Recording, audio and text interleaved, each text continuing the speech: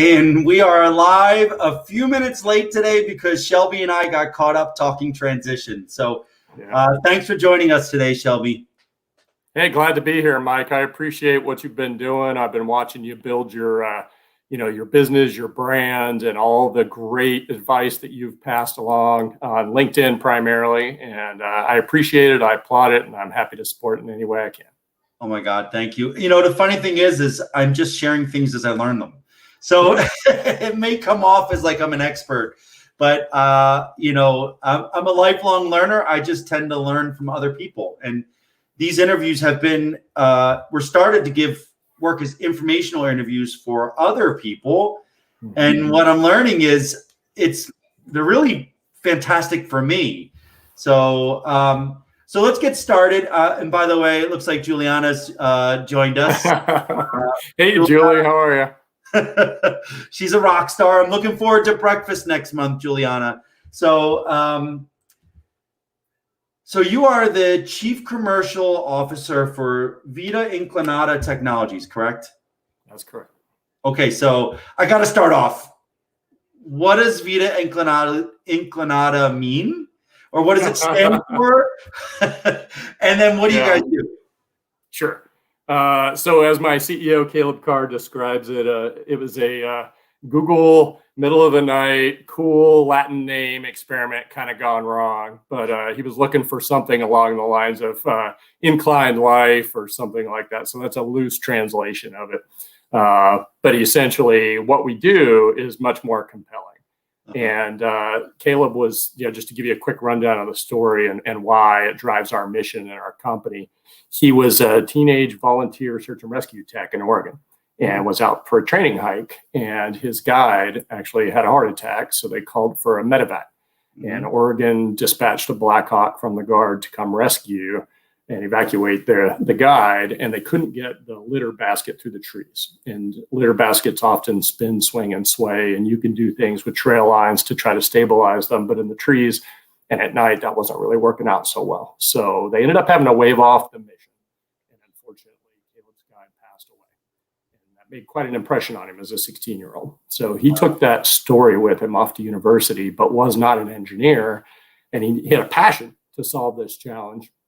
But he didn't have the technical know-how. And after some, as he put it, struggle bus failures, ended up running into our CTO, Derek Sikora, who's a very bright aeromechanical electrical engineer and was already a graduate of University of Colorado Boulder and working in the aerospace industry. And so they kind of worked through the nights in the garage and came up with a prototype black box that could show his idea of bringing some technologies together to provide load stability.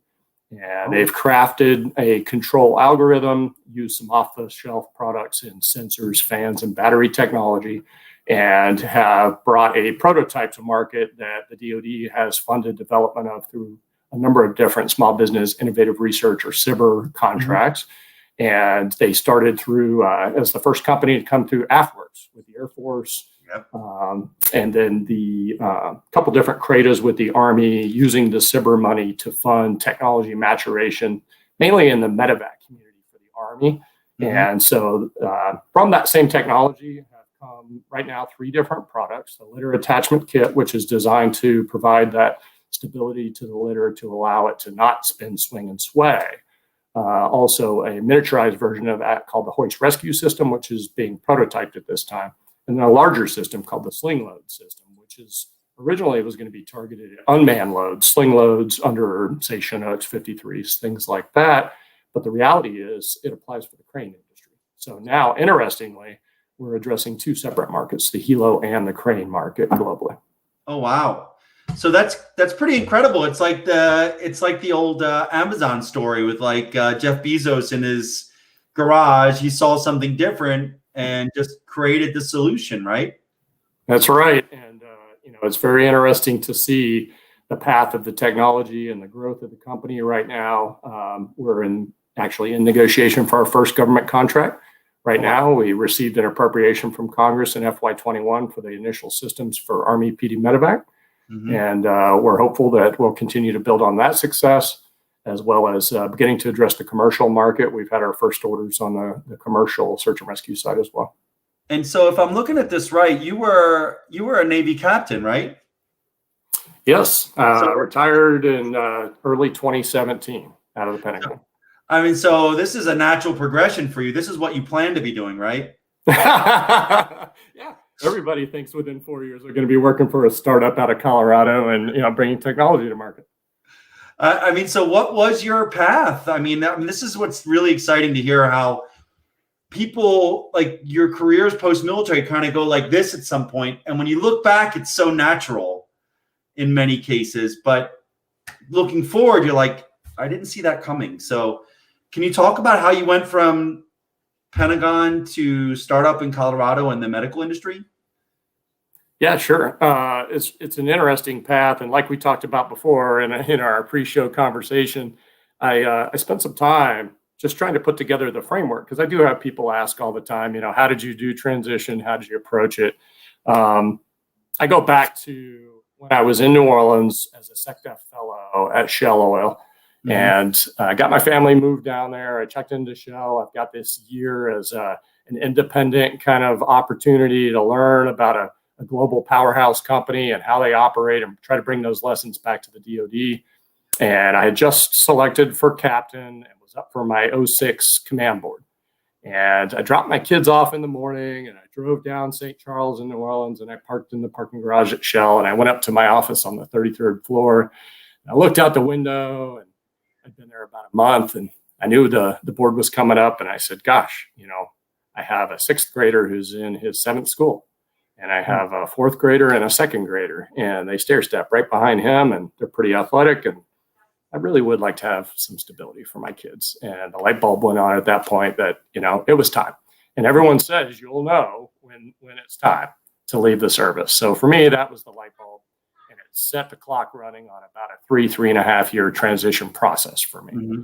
And so as I worked my way through it, I remember back in the day when radios had those little equalizer switches. And if you're really rich, maybe you could afford the one that had 7, but I was not. And so I had the one that had 3.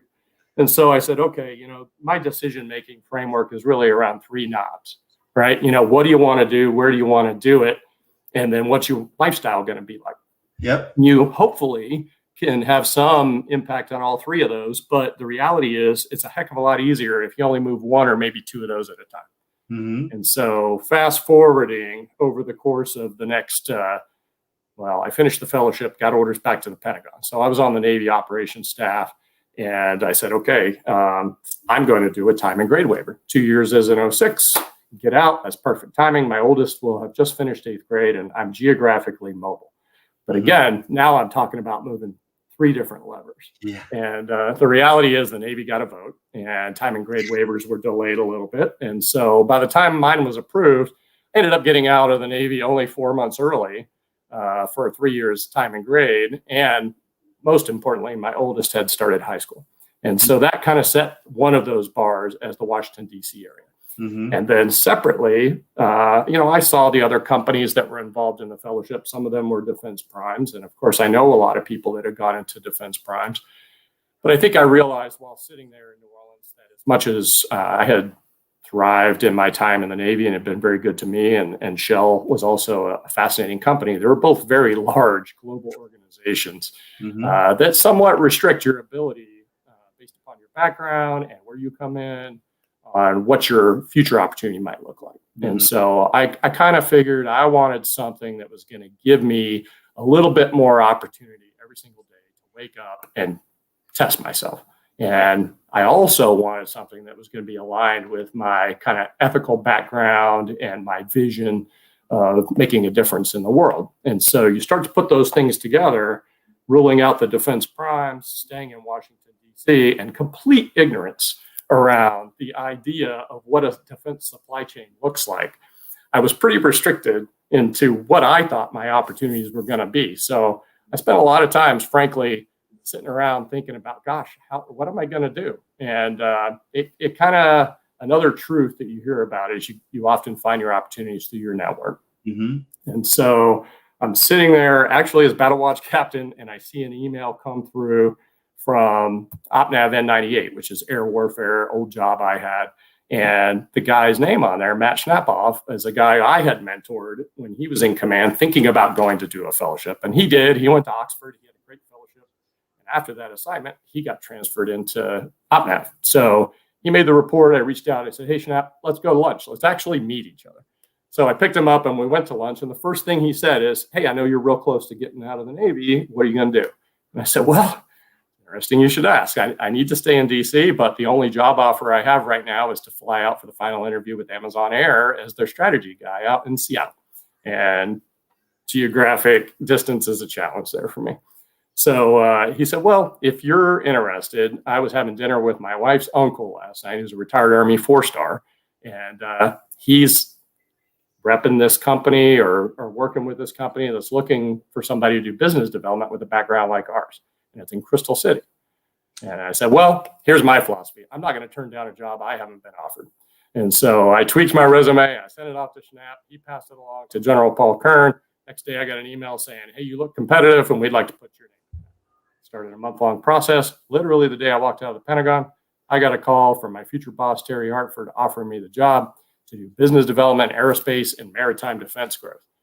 It was a medium-sized company, publicly traded, but the key to it, I think, and where I really enjoyed it was an entrepreneurial growth opportunity. They were looking to grow in the defense business and integrate their capability set across multiple business units. And the key for me was really something my wife, Leslie, told me. She said, look, as you go through this process, I've heard that you are taking on rocket fuel in your career.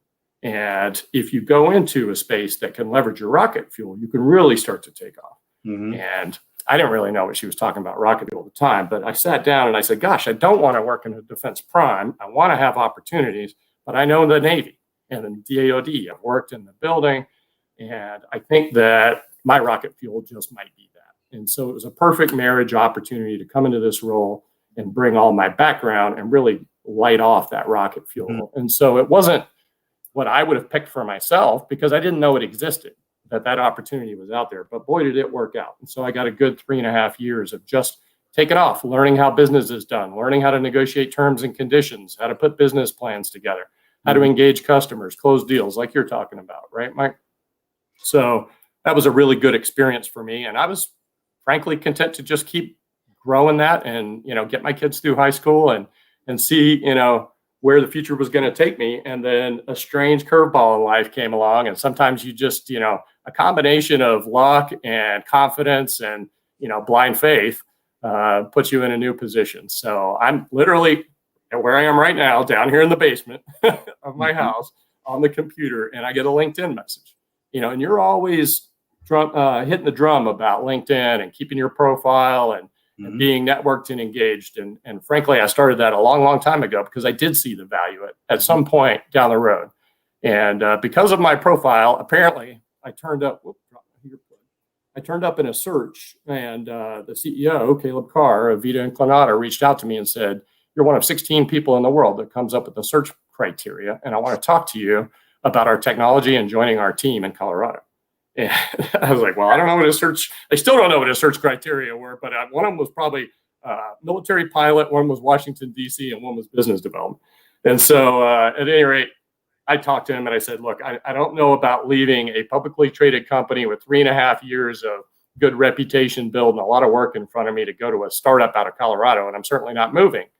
So we worked through our conversation, and after a couple of days, I told my wife, I said, I think I'm at the point in life where I would regret it if I didn't take this opportunity. So he hired me as the EVP of sales, which I'd never done before, but very quickly grew my role. And now I'm in charge of marketing, business development, sales, corporate strategy. And we're growing leaps and bounds. Like I said, negotiating our first government contract, have a number of research contracts behind us, and are addressing 2 global markets. So a couple points there. I would say that business development is sales, right? It's just it's a little easier in the private sector in a lot of ways. You don't have to compete, but you're also doing it in the government public sector, right, with your markets. So that's an interesting perspective to say that you haven't done it. I think you're probably well suited.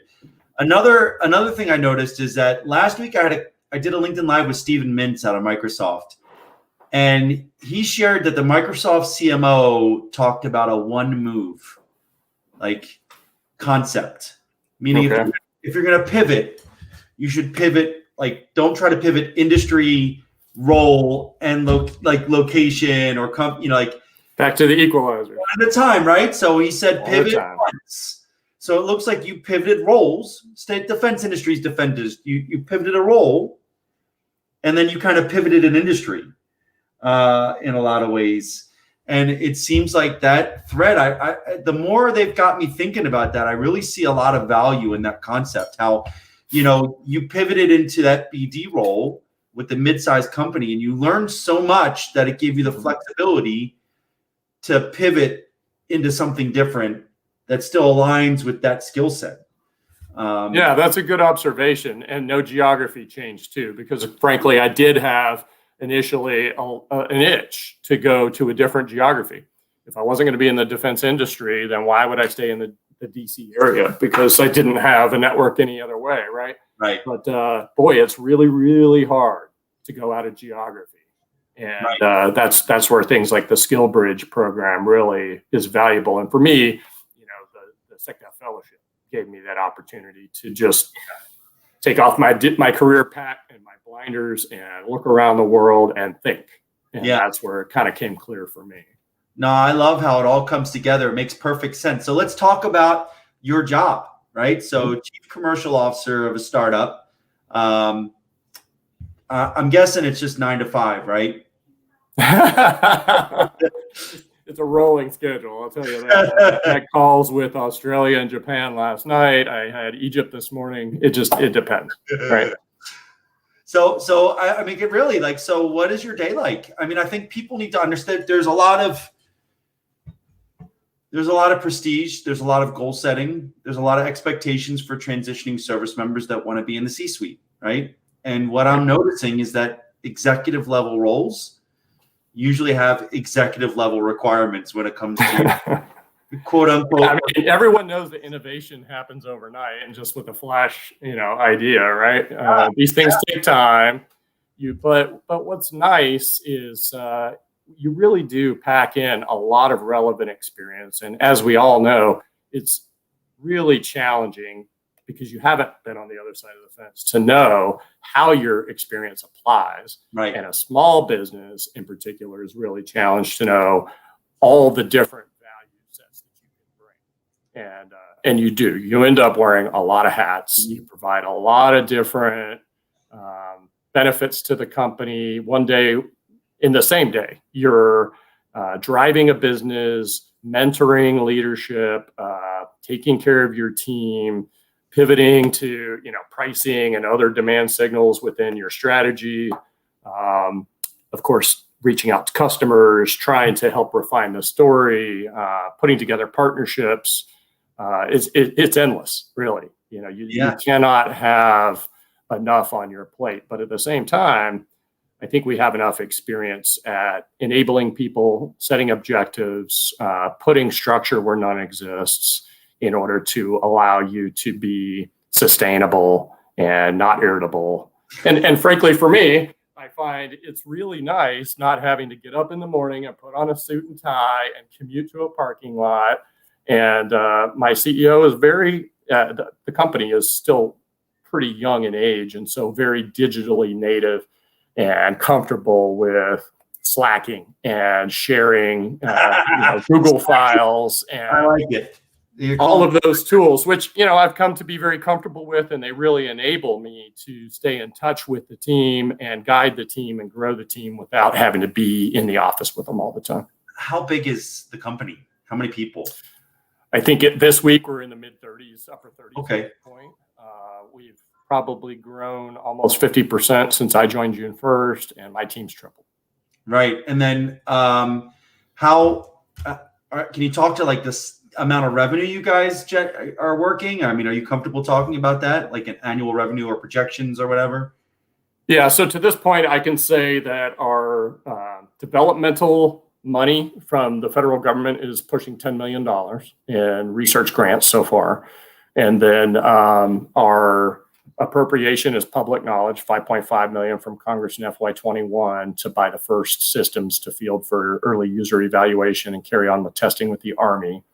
And then, of course, we're engaged heavily with the Army as they now finalize the requirements and are moving towards program of record for our systems across the medevac fleet, as well as expectation that we'll continue to receive bridge funding from Congress for the next couple of years, not just for the Army, but now Air Force programs. That's so exciting. I love the fact that you can find something that fills a need and then find the way to get the funds to do that, which isn't easy. It's another side of the knowledge that, I think a lot of us have to learn when we get out. But let's talk about your day. So I want people to understand what you do. So, sure. So again, I know working from home with a Colorado company, right? They're on Mountain Time. I'm on Eastern Standard. So I'm not getting up. I'm not putting on the suit in the morning. Buy me back a little bit of coffee and read the news time in the morning. But usually, I guess I'm up 6:30.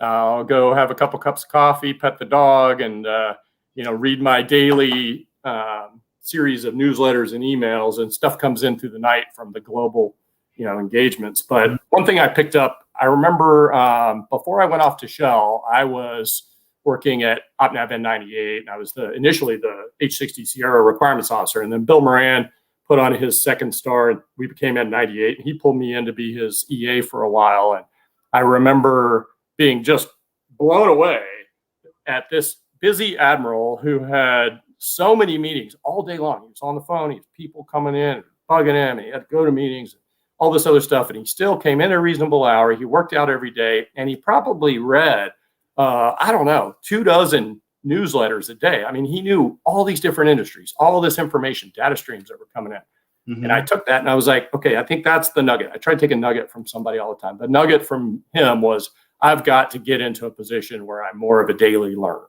Mm-hmm. And it's very hard, trying to put your blinders on and be successful in your career and be tactically proficient and do all the things you have to do and be a daily learner. We tend to get ourselves closed off sometimes. Mm-hmm. And so Shell provided me that opportunity to invigorate that in myself. And boy, I've been that way ever since. Looking at my screen right now, I've got probably 15 or 16 different tabs open. I'm working on HubSpot, Twitter. I got my LinkedIn. I got, my personal email, work email, some Google Docs. And, I'm constantly, oh, what's the name of this company? I got a news article comes in. I go look them up. I need to create that in HubSpot. And I go and share the info to my team. And so I do a lot of that. I'm just, I'm a geek on analyzing industries and figuring out where there might be opportunities down the road. And, as a result, we're actually entered in now to a partnership in wind energy with a major OEM and a big crane provider to adapt our technology for wind turbine installations, right. Which is, that's a huge step in the scale of the technology and the future there. But that's an industry that we strategically have targeted because they need it. There's not enough cranes out there to install the turbines. I think 5,000 new land-based turbines in the U.S. just this year. Yeah. And so if you think about, trying to suck some schedule out of that, not to mention safety improvements, it's a very compelling business case for them. I love the innovation. I love that, but you don't get those ideas if you're not absorbing, right? Like you don't have those sitting in your basement at night by yourself watching Netflix. Like you get it. So I get that time in the morning. To your point, is that kind of my morning is my big base layer of catch up on the news. Of course, I remain interested in oil and gas, but that's heavily connected to where wind energy goes. And so there's a number of these industries that I follow and look for trends. And then it's really been kind of fun. I actually had to push off a call today, but I've connected back to an air crewman that used to fly in my squadron, who's now in air ops at a big wind turbine manufacturer. And we're connecting, and he's going to educate me on how they use helicopters hoisting and sling loading in the wind turbine space for maintenance, as well as, various maintenance activities. And perhaps there's an opportunity there, right? So reaching back into the network constantly, there's a lot of that networking and tracking things throughout the day. And then just, the team itself. Got to make sure the team has their objectives, that they're off doing what they need to do to set up demonstrations, trade shows, customer engagements, sales, all that stuff. So how many hours a day, like ballpark, are you spending on work? Like what time? I guess, it really depends on where you draw that line for work. Yeah, well, that's a good point. The work-life balance is really and it's very balanced right now. It's in my life. Right. My wife works at home, right? She's a channel manager for Amazon for a small company, and she's working at home, and the kids are going to school here. And my oldest ended up going, right down the road to Catholic University, and he's on their baseball team, and he's studying honors bio there, and he's doing great. So the 4 years at home in one place really paid off, and it's paying dividends for the kids too. So, it's pretty easy. If my wife has to hop on and do some sales orders in the middle of the night, I'll pick up my phone and check Slack and answer a few things. But it's sometimes it's hard. Like I said, I've traveled 16 times in the last 12 months, once internationally. I go back to the team regularly, but because trade shows are largely canceled due to COVID, and we're introducing new, highly engineered technology in a relatively regulated space, you have to get the technology into the customer's hands. Yeah. So we're doing a lot of demos, partnerships. We've announced a partnership with Erickson Helicopters, did some air crane testing a couple weeks ago, getting ready to do some litter attachment testing with them. In each of these different tests or demos that we do, we bring out a relevant audience in the area. So I was in Phoenix last week doing crane and helo testing. It just depends. When you're traveling, you put a lot of hours in. Yeah. So, and I can't give you a good number. No week or no day are actually the same. Well, I think you said it. Work and life are kind of combined right now. So, it's not a 9-to-5 standard 9-to-5 job. It's, get it done and travel when you need to travel. And if a message comes in, you answer the message if you have time. There's this unique blend right now. I did like the fact. I like it, not to cut you off, I'm sorry, but I really like the fact that, you mentioned earlier, the C-suite. That was always kind of a goal of mine. I wanted an opportunity to move into a leadership role and help really shape something.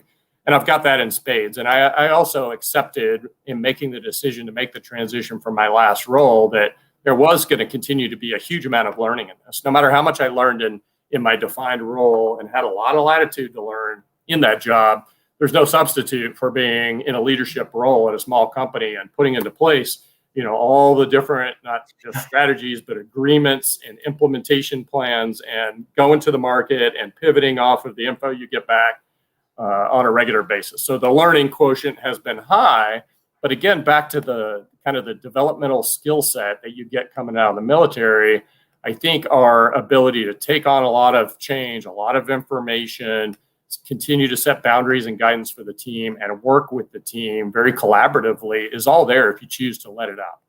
So what does success look like for you? Like, is it, what do you look like at the end of the year? And I don't need numbers or whatever, but I mean, sure. What is your boss? I guess you work directly for the CEO. That's right. What does the CEO expect from you for it to be a successful year? So I think a big one for us, and it goes right back to the mission and the founding of the company, is we would like to see our technology fielded and save a life this year.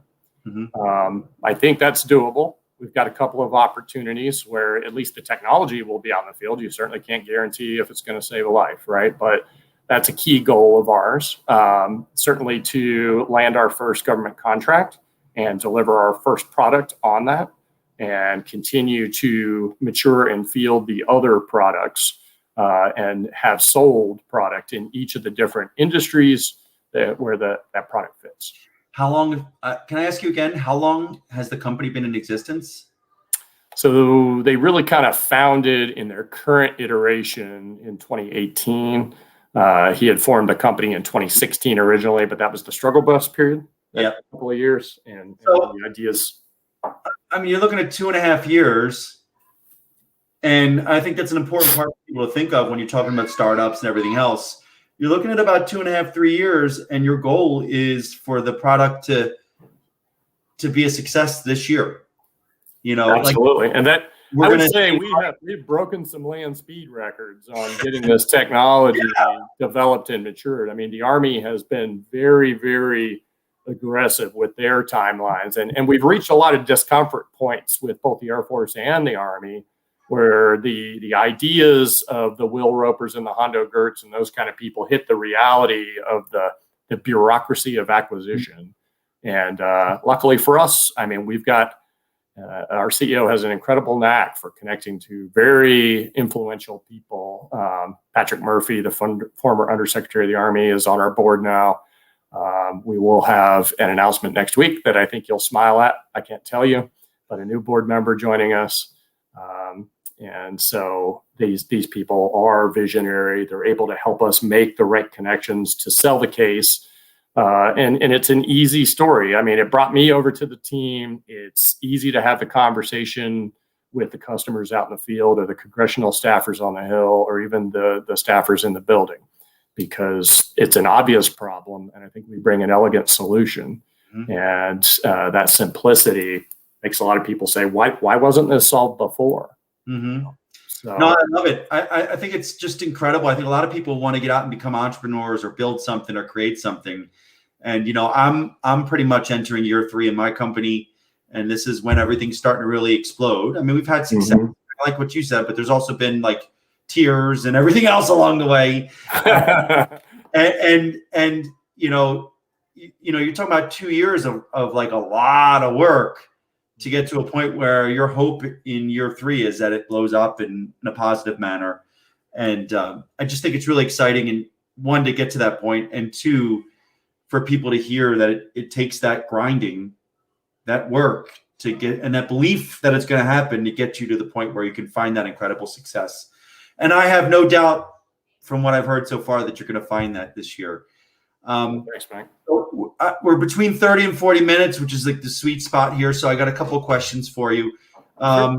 1, what would be your number 1 tip for anyone transitioning from service to find their success?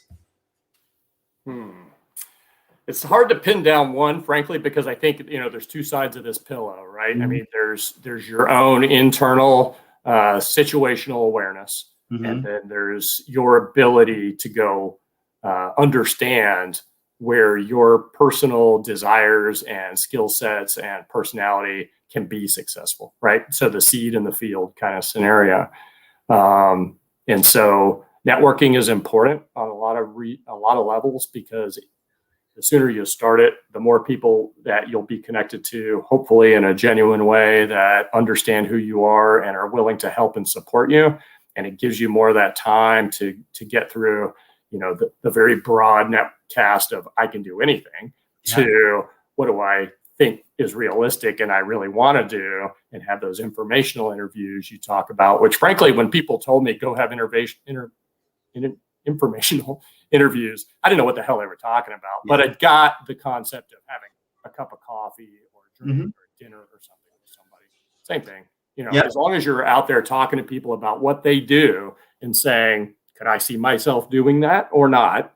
And then, really bad handoffs in the beginning, because I had no idea what I wanted to do. I had people who were, really interested in helping me, handing me the stuff that was by no means a fit to me, because I couldn't articulate in any way what I was interested in. That takes a couple of years to get. Yeah, no, I love that. So figure out, kind of work really hard to figure out what you want to do. And then make sure you cross-reference that with mentors or your network to make sure that they think you can do that as well. And that's when it's a good way to say it. So I love it. And then number 2, if anyone has questions, concerns, not necessarily concerns, but questions, or wants to reach out with, for some mentorship or anything like that, are they welcome to reach out with you on LinkedIn? Yes. One tip, and you've said it before, and I'll reinforce it because it's really interesting, right? As soon as you put a C in front of your title, you can imagine how many people want to help you out with your finances and your investing, or connect to you from a sales organization or any of that kind of stuff. So I used to be kind of an open networker. I ain't anymore. And if you're going to connect to me, please take the time to send a little note and just say, hey, I saw you on my Quinn's thing. I'd love to connect to you, to share a network, or, have a conversation about my point in career, or ask you a question. Fine. I'll gladly take those people on, happy to help. But just a random, let's connect, and with no obvious context. And please don't try to sell you anything with that random connection. Right? If we get there down the road and we can do business together, great, but let's not start the conversation. Let's build a relationship and trust before the sell comes along. Now, Shelby, thank you very much. That's fantastic. Really appreciate your time today. I know how busy. I mean, it's incredible to have a C-suite leader like yourself spend this amount of time with us. So appreciate you. And if there's anything I could do in the future, please don't hesitate to let me know.